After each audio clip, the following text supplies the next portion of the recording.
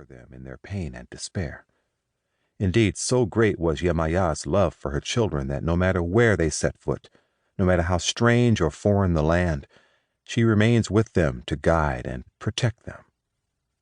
As her praise and worship spread throughout the world, Yemaya's role expanded and she took control over all the waters of the world: salt water, fresh water, which she shares with her spiritual sister, Oshun, who is sometimes also considered to be her daughter, and the rain that falls from the heavens.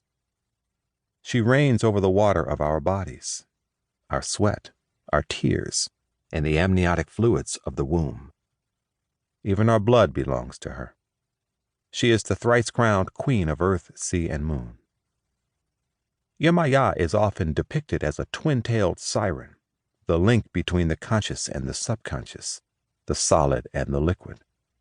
Because of her dominion over the unfathomable depths of the human psyche, her influence is primarily felt on an inner level, but manifests on the physical plane as well. Once we have connected with her, she is truly always with us, inside us, guiding and healing us. Like all mothers, she sees and expects the best in and from us, pushing us to live the best lives we can as the best versions of ourselves. She knows our full potential and does not like to see us squander that potential in pursuit of meaningless goals, bad habits, and laziness. Yemaya works to manifest her own goals 24 hours a day. And while she does not expect that from us, she does expect an honest daily effort to strive toward and grow into our full capacity.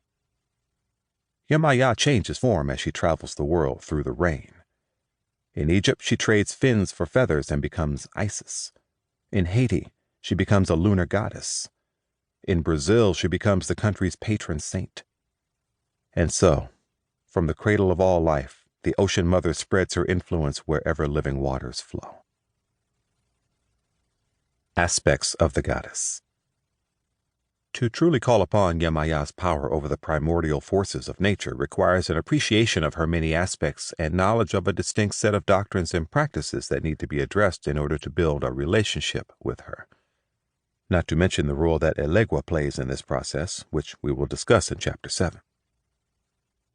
An in-depth understanding of these is essential if your goal is to blend the mother of all life and her court of sirens and water spirits into your spiritual practice successfully. Only when you have achieved an understanding of Yemaya's aspects will you be able to call on her to help you as you continue along your soul's journey. It is important to note here that the many aspects of Yemaya are said to exist all at once, yet individually, and are often referred to as her sisters. These sisters are considered to be the royal spiritual family of the sea. On the whole, modern pagan practitioners who have adopted the worship and veneration of Yemaya see her only as the archetypal patient, compassionate, and loving mother. But she plays far more than that one role.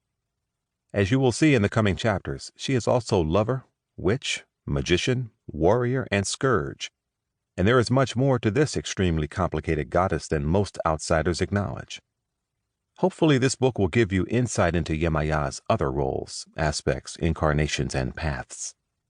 To fully comprehend her complexity, you must know that all of her paths reflect a process of reincarnation that occurs after a series of spiritual and impactful events that cause her to be reborn, and her prior incarnation to ascend onto a higher spiritual plane. Simply incorporating Yemaya into your spiritual practice does not make you one of her priests or priestesses, however. Nor does it make you her child in the way that these terms are used in African traditional religions. These titles cannot belong to those who are complete outsiders to these traditions until they have gone through years of strict and rigorous study and have been initiated by a consecrated priest or priestess of the tradition. But anyone can become a student or a devotee of Yemaya and incorporate her into their spiritual practices. This book is intended to help you reunite with the mother of all life and the sirens of our dreams. What this book is absolutely not intended to be is a book about the practice of African traditional religions. This is not a book about the practice of Ifa or Santeria or Candomblé or any of the other traditional African practices brought to the New World during the Middle Passage.